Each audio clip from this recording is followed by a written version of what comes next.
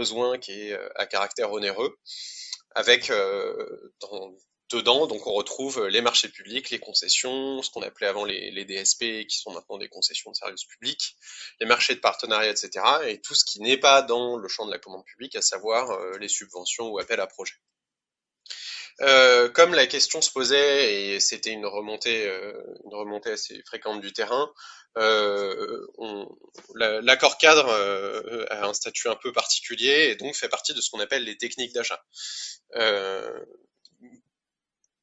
il faut prendre en compte également, quand on construit un marché closé, le fait que il y a donc les principes fondamentaux de la commande publique qui constituent, disons, alors j'aime pas le terme de contrainte, mais presque en fait à prendre en compte, puisque il faut jamais être voilà discriminatoire en amont de la conclusion d'un marché. Et donc de ce point de vue, les principes de transparence, de liberté d'accès et d'égalité de traitement sont extrêmement importants dans la construction d'un marché closé. C'était un message important que j'avais voulu faire passer pendant cet atelier, et je pense qu'il est important à prendre en compte. Par suite, néanmoins, et je pense que c'était aussi ça la démarche, le but c'était aussi de déconstruire un certain nombre de craintes, et en particulier de rappeler le fait que bah, la commande publique, en fait, en réalité, depuis très très longtemps, elle poursuit un tas d'objectifs différents. Que ce soit donc ce que nos collègues anglo-saxons appellent value for money, c'est-à-dire l'achat d'une bonne prestation à un bon prix, le développement durable, l'orientation de l'activité économique, le soutien, la relance, ça revient aujourd'hui, mais c'était déjà le cas pendant la période des années 50. C'était très acquis en fait comme idée, enfin depuis toujours en réalité, et on retrouve ça à tous les niveaux d'ailleurs de la réglementation. C'est très admis que la commande publique c'est une modalité de l'action administrative, que l'action administrative poursuit un objectif d'intérêt général, poursuit différents objectifs d'intérêt général, et que, à ce titre, il n'y a pas de raison que la commande publique échappe à la poursuite de ces différents objectifs. De ce point de vue, l'insertion par l'activité économique, l'insertion sociale sont des objectifs d'intérêt général qui sont parfaitement intégrables à la démarche d'achat, à la démarche de commande publique. Donc c'était le message consiste un petit peu à dire il faut pas se laisser entredire que bah non non non on fait pas de l'insertion ça nous intéresse pas, nous ce qu'on veut c'est acheter des prestations, on veut acheter un bien, on veut acheter un point c'est tout, on veut l'avoir à un bon prix et euh, vos histoires d'insertion ça nous intéresse pas, non pas du tout. Le but c'était de pousser aussi que ce soit les juristes qui étaient dans nos publics ou les facilitateurs qui interviennent dans les collectivités, à dire, bah, à leur donner des arguments et de la ressource argumentative pour justifier le fait que non, la commande publique, c'est aussi un moyen de favoriser l'insertion. Donc, comme je le disais, le premier élément important, c'est la définition du besoin. On se rappelle bien, hein, désormais, c'est très acquis. Le fait que la définition du besoin prend en compte des objectifs de développement durable dans leurs trois dimensions qui sont bien connues. Donc ça veut dire que dès la réflexion sur le besoin, dès la construction de ce besoin, une réflexion doit être menée, là pour le coup c'est impératif, doit être menée sur l'intégration du développement durable. Pour certains acteurs de taille plus grande, il y a aussi l'obligation d'avoir un schéma de promotion des achats durables. Euh, mais voilà, l'essentiel, c'est de réfléchir à cette intégration des objectifs de développement durable dès la réflexion sur le besoin. On avait eu ces exemples de j'ai besoin, voilà, je sais pas moi, d'une intervention pour c'est Raphaël Vos, l'ancienne chef de la Max, qui avait donné cet exemple une fois que j'avais trouvé très parlant. J'ai besoin d'une entreprise pour entretenir un espace vert. Ah, et si on réfléchissait, qu'on se disait, bah peut-être que c'est évidemment un peu radical, mais l'intuition est là.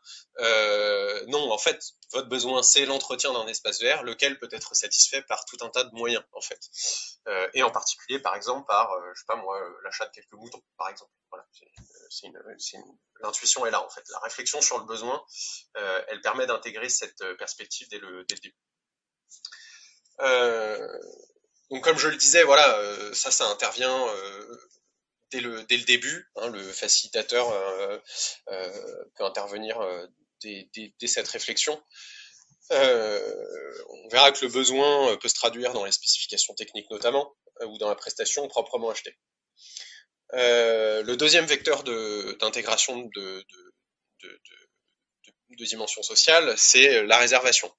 Donc là, on reviendra plus tard dans la journée plus en détail, mais l'idée c'est qu'il y a des marchés qui peuvent être réservés à certains types d'acteurs particuliers, qu'il s'agisse des ESAT, des SIAE ou des entreprises de l'ESS. Il y a la possibilité de réserver l'attribution d'un marché à ces acteurs. Ensuite, je suis revenu brièvement sur les marchés d'insertion et de qualification, lesquels sont pertinents parce que vous avez une liste donc, qui est annexée au code de la commande publique, donc dans l'annexe numéro 3, qui fixe des types de prestations qui, indépendamment de leur montant, peuvent bénéficier d'une procédure adaptée. Ce qui est intéressant parce que ça offre des facilités, disons, sur la gestion de la procédure.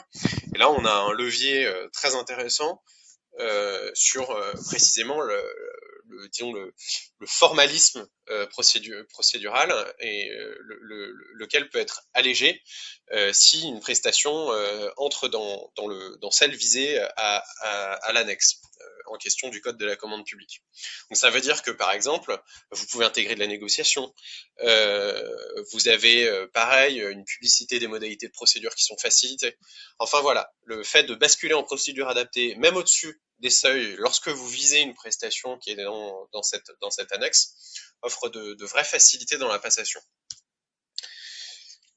Sur les conditions d'exécution, qui donc constituent le cœur de métier de la mission d'appui aux clauses sociales, donc le premier aspect, c'est les spécifications techniques. Bon là, c'est moins pertinent en matière d'insertion, mais vous pouvez toujours y réfléchir, cela d'autant que, par exemple, il y a un certain nombre de labels qui peuvent être mobilisés à ce titre, qui offriront des garanties sur les spécifications techniques, qui caractérisent la traduction technique du besoin.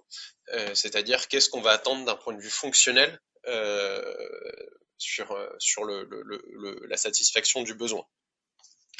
En effet, ça vise plus un cadre, alors ça rejoint le propos de Monsieur Le Garret tout à l'heure, ça vise plus, disons, une dimension environnementale, puisqu'on va apporter des spécifications techniques, que sais-je, sur le bilan CO2 du transport de telle marchandise, de tel véhicule, etc., de l'acheminement de tel produit, enfin, voilà, des choses comme ça par exemple. Pour ce qui est des conditions d'exécution, donc là on retrouve la question des heures d'insertion qui sont prévues dans le contrat, dans les marchés, et donc ça va consister en la mise en place dans le marché d'une obligation de réalisation d'heures d'insertion. Donc là vous allez peser sur les modalités d'exécution. Alors le point important, c'est que on le sait tous, et je pense que les juristes le répètent suffisamment, qu'il doit y avoir un lien entre les conditions d'exécution et l'objet du marché. Bon, maintenant, c'est plus souple. Maintenant, il y a plus facilement une présomption de lien sur les heures d'insertion et sur des choses comme ça. C'est assez acquis maintenant dans la culture, de l'achat. Toutefois, il y a un point de vigilance vis-à-vis de la liberté d'accès parce que il faut souligner le fait que les entreprises gardent la liberté, disons, des modalités de réalisation de ces heures d'insertion. C'est-à-dire que vous n'allez pas pouvoir, en tant qu'acheteur, disons, imposer à une entreprise de dire vous avez, mettons, 300 heures d'insertion effectuées dans le cadre de ce marché et il faudra prendre Monsieur Bidule, Madame Truc et Madame Tartampion. Il va y avoir une liberté d'accès et si l'entreprise apporte, disons, un dispositif d'insertion avec lequel elle a l'habitude de travailler, elle ne peut pas être éliminée à ce titre. Voilà. Donc ça, c'est les points importants. Pour ce qui est de l'appréciation, donc là, on est disons, dans la phase finale du dépôt et de l'appréciation des offres et des candidatures, puisque c'est le premier point. Bon, que les choses soient claires, pour ce qui est de la candidature, en effet, disons, la marge de manœuvre est plus restreinte, encore que, puisque le but là de la candidature, il y aura un atelier qui permettra de revenir dessus en détail cet après-midi, c'est vraiment de se concentrer sur les capacités de l'entreprise à exécuter la prestation. J'aime à présenter la candidature comme, disons, un peu la carte d'identité de l'entreprise. Alors c'est une carte d'identité un petit peu élargie, Mais le but, ça va en effet être de rendre compte, disons, de la capacité financière, donc du chiffre d'affaires, du personnel, enfin bref, des moyens dont l'entreprise dispose. Néanmoins, l'insertion ici, elle est quand même présente parce que vous avez, en particulier, au regard des motifs d'exclusion, tout un tas d'obligations sociales de l'employeur. On a évoqué la question de l'égalité homme-femme. Eh bien, il y a des éléments dans les motifs d'exclusion sur l'obligation de mettre en place un plan de promotion de l'égalité homme-femme dans les entreprises, qui doit être rempli par les entreprises. Donc, il y a tout de même des leviers à ce niveau. Pour ce qui est des offres, c'est là que je dirais joue à fond la logique que je décrivais avant, c'est-à-dire que la commande publique, ça reste une modalité de l'action administrative et qu'à ce titre, elle peut poursuivre légitimement tout un tas d'objectifs d'intérêt général. Et parmi lesquels, en effet, on retrouve maintenant cette idée d'offre économiquement la plus avantageuse et la possibilité de recourir soit à un critère unique, soit à une multiplicité de critères. Avec, en effet, on retrouve en effet la nécessité de faire un lien entre les critères et l'objet du marché. Donc voilà, tout l'enjeu va être de définir ce lien, d'avoir un lien clair entre les critères qu'on met en place et l'objet du marché. J'ai eu l'occasion de revenir en atelier plus en détail sur la manière dont le droit de la commande publique conçoit ce lien. Et donc en particulier, le critère de distinction, c'est un peu le fait de ne pas porter d'appréciation sur l'entreprise dans son ensemble, mais vraiment de se concentrer sur le segment de relation qui sera le marché lui-même. Donc voilà, je ne vais pas m'étendre plus longtemps pour laisser un peu de temps à Jennifer. Et puis, de toutes les manières, si jamais on a le temps pour des questions, on pourra revenir plus en détail sur un des points abordés. Je vous remercie de votre attention. Merci François. Effectivement, alors on vous l'a pas dit, mais effectivement notre chef de projet que vous connaissiez certainement tous, Raphaël Voss, nous a quittés voilà pour d'autres horizons professionnels. Nous avons donc une nouvelle chef de projet qui arrivera dès le mois de janvier et on relancera les cycles acheteurs, les cycles d'accompagnement, les cycles ateliers à tout close avec nos partenaires dès le premier trimestre. Je laisse la parole à Jennifer, à moins que Monsieur Le Garret veuille dire quelques mots ou pour conclure sur la partie Maximilien. Monsieur Le Garret, si vous voulez dire deux petits mots. Je vous écoute avec intérêt et François vient de très bien présenter, je dirais, le potentiel considérable qui est représenté par des marchés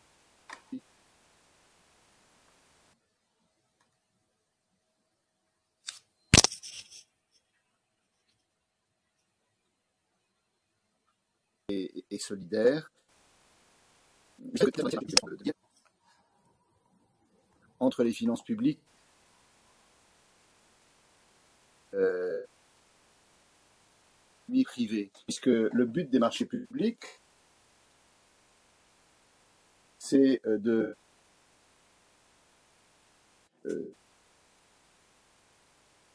le mieux possible les deux publics de l'acheteur qui passe un marché, mais aussi d'assurer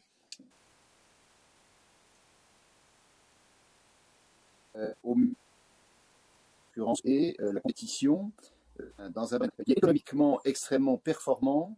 Les clauses sociales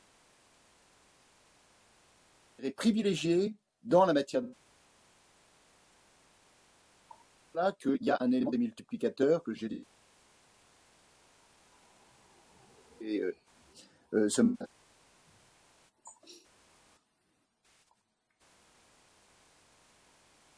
On vous entend pas bien, en tout cas moi pour ma part. Je sais pas si les autres intervenants, ça a été un petit peu haché. Désolé pour la mauvaise liaison. Mais en tout cas, merci pour votre intervention et on sait que voilà, vous soutenez la Max depuis qu'on nous l'a confié. Jennifer, je te passe la parole.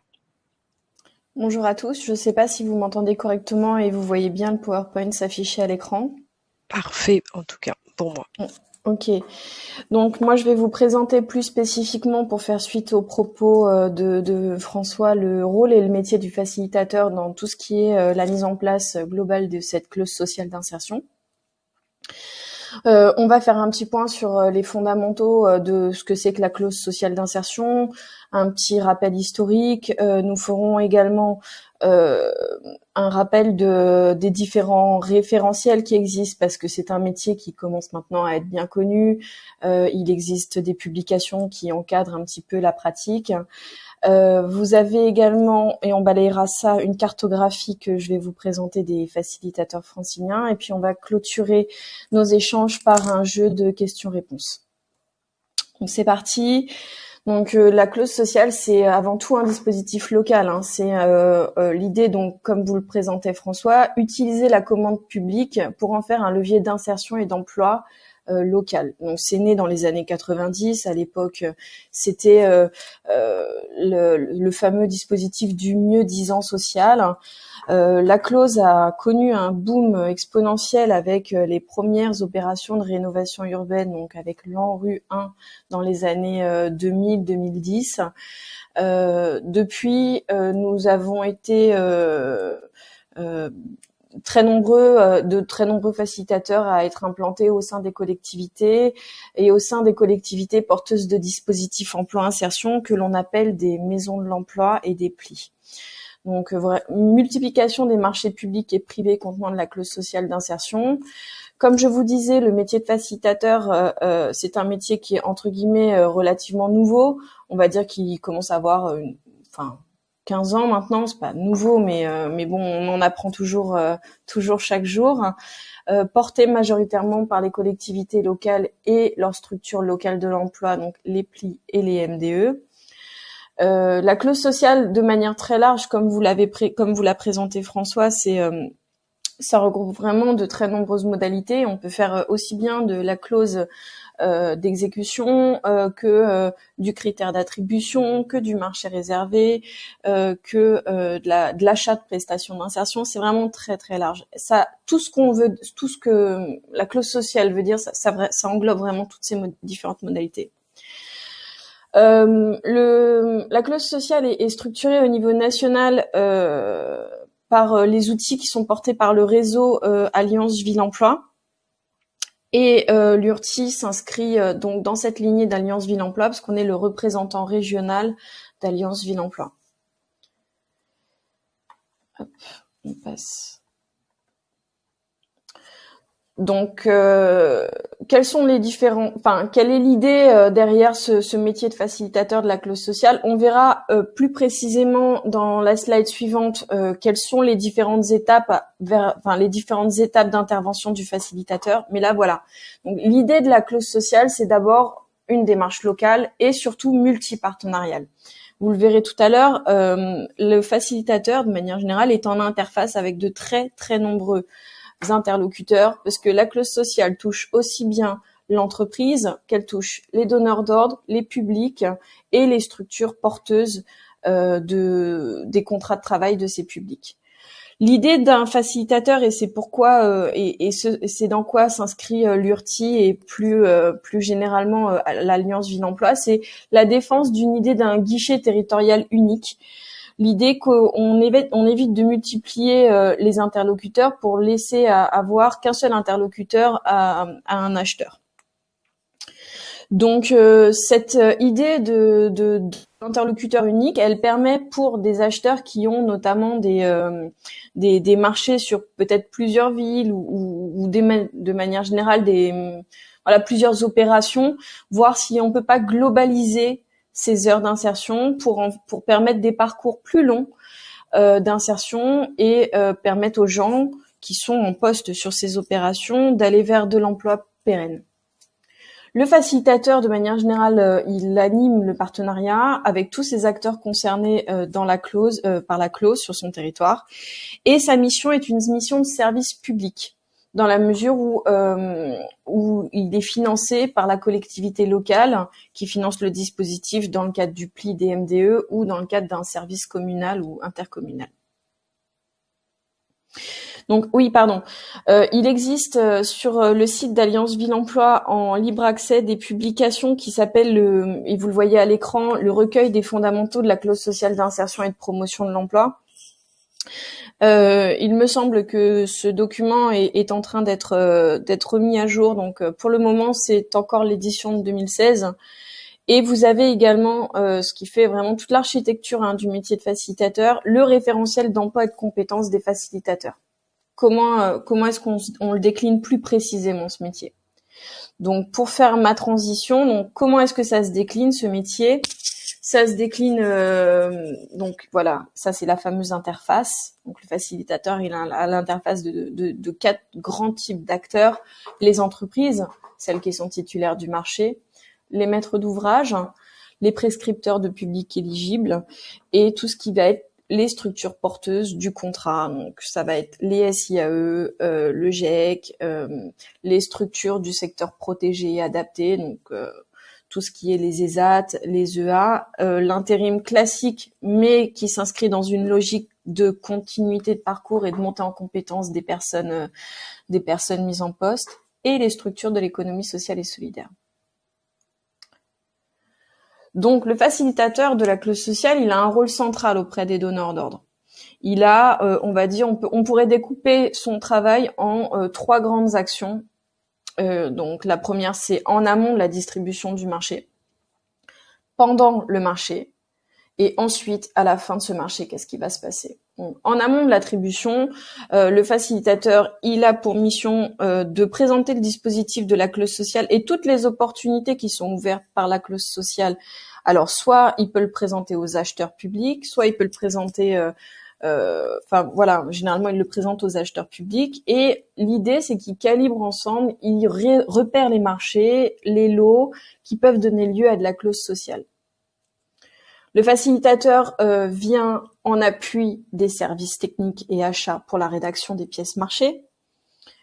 Il peut donc, comme je vous le disais, appuyer au calibrage. Donc le calibrage des marchés, c'est avoir une visibilité du volume d'heures qui sera dédié à l'insertion. Il va pouvoir vraiment apporter cet appui technique auprès des donneurs d'ordre. Il va le faire parce que ça fait partie de ses attributions, et puis parce qu'en plus, il a une idée très claire des ressources qui sont mises à disposition sur le territoire et des besoins en termes d'emploi et d'insertion qui sont remontés de son territoire. Donc, il va peut-être vous dire, on va pas closer tel marché, ou on va closer comme ça tel marché parce que je sais qu'il y a un vivier de candidats qui sont en train de se former aux travaux publics, aux espaces verts, aux bâtiments, etc., etc. Il a cette connaissance très fine des besoins de son territoire et va vous les faire remonter, et ça va se traduire, quand il va vous aider à rédiger ce marché, ça va se traduire en une clause qui est la plus pertinente possible. Hein, l'idée n'est pas de créer du travail administratif pour rien, il faut que ce soit pertinent et que c'est de l'impact localement. Donc, pendant le marché, donc voilà, le facilitateur vous aide à l'idéation et à la rédaction de vos pièces marché. Le marché est lancé, publié, attribué. Donc maintenant que les entreprises ont été considérées comme attributaires, le facilitateur va refaire le lien avec ces entreprises pour représenter le dispositif de la clause sociale, s'assurer que les pièces marché ont bien été comprises. Et ce facilitateur va être l'interlocuteur unique de l'entreprise pour lui proposer des solutions en réponse à cette obligation de clause sociale. Donc, il va fournir des contacts auprès des structures de l'économie sociale et solidaire, les structures du secteur adapté et protégé, donc du secteur du handicap, les structures de l'ESS. Il va refaire le lien avec les partenaires emploi-insertion, il va vous proposer des candidatures. C'est lui qui va faire tout ce travail, c'est lui qui va vous proposer de la solution. On appelle ça, en termes un petit peu techniques, l'ingénierie de la clause sociale. Donc, Il va assurer le lien avec les structures qui accompagnent les publics qui sont mis en place sur ces marchés. Il va faire le lien également pour s'assurer qu'il y a un suivi socio-professionnel adéquat des bénéficiaires. Et en fait, il va reboucler sans arrêt, il va faire le lien, va faire la navette. Donc, il assure le suivi de la clause sociale, bien évidemment, y compris des marchés réservés, puisque les facilitateurs peuvent également, via leur outil de suivi des clauses sociales, suivre les marchés réservés, et s'assurer de la bonne exécution de vos obligations contractuelles. Et il va sans arrêt faire le lien avec vous, acheteurs, donneurs d'ordre. Alors, les facilitateurs sont aidés, mais pas tous, dans leur activité, par un logiciel de suivi qui a été développé en lien avec Alliance Ville Emploi et le groupe Up. Et ce logiciel s'appelle Up Clause, anciennement ABC Clause, mais il existe également une version de ABC Maître d'ouvrage MO. Et voilà, donc tout ce logiciel permet un suivi très fin des heures d'insertion et permet aux facilitateurs à n'importe quel moment de faire un bilan quantitatif. Enfin, nous on appelait ça les bilans quanti-quali, donc quantitatif et qualitatif aux donneurs d'ordre, et lui faire un point très précis de la situation à l'instant T, de là où en est l'obligation d'insertion. Et en aval du marché, donc il va évaluer, il va dresser le bilan de la clause sociale, parce que je vous le rappelle, l'idée de cette clause sociale, c'est qu'elle profite localement à des personnes en difficulté d'insertion socio-professionnelle. Il va également faire le bilan de est-ce que ça a eu un impact positif sur les structures d'insertion de mon territoire, sur les structures de l'ESS ou les structures du handicap qui sont sur mon territoire. Et il va valider. Ça, c'est une partie qui est très très importante parce que c'est cette validation qui va permettre en fait d'arrêter les comptes et de savoir à l'issue d'un marché si oui ou non l'entreprise attributaire qui avait des heures à réaliser a transformé l'essai, a validé, a réussi à exécuter sa clause dans de bonnes conditions. Il faut savoir également que sur certains types d'opérations, ces bilans, c'est indispensable qu'ils soient validés par des professionnels parce que ça peut conditionner certains types de financement. Voilà. On passe à la slide suivante. Donc ça, c'est pour vous donner une idée de la couverture francilienne des facilitateurs. Donc là, vous voyez une carte de l'Île-de-France avec des données qui ont été mises à jour en mars 2018. Tout ce qui est de couleur, c'est pour vous indiquer qu'il y a des facilitateurs qui traitent toutes ces zones. Et les zones qui sont non colorées, donc nous, ce qu'on appelle les zones blanches, alors ça veut dire qu'il y a soit pas de facilitateur parce que la collectivité, il n'y a pas de facilitateur sur le territoire, soit ce sont des zones qui sont rattachées à des facilitateurs qui couvrent également ces zones blanches. Donc moi, ce que je peux vous proposer, c'est que vous avez la moindre difficulté, vous vous posez la moindre question, vous ne savez pas si votre territoire est couvert ou pas, vous pouvez très bien faire le lien avec moi, vous aurez mes coordonnées à la fin du PowerPoint. 1 minute, Jennifer? Oui, et on arrive au bout. Mince. Donc les questions fréquentes, c'est généralement vous vous posez la question de savoir comment vous souhaitez vous organiser en interne pour mettre en place une stratégie d'achat socialement responsable.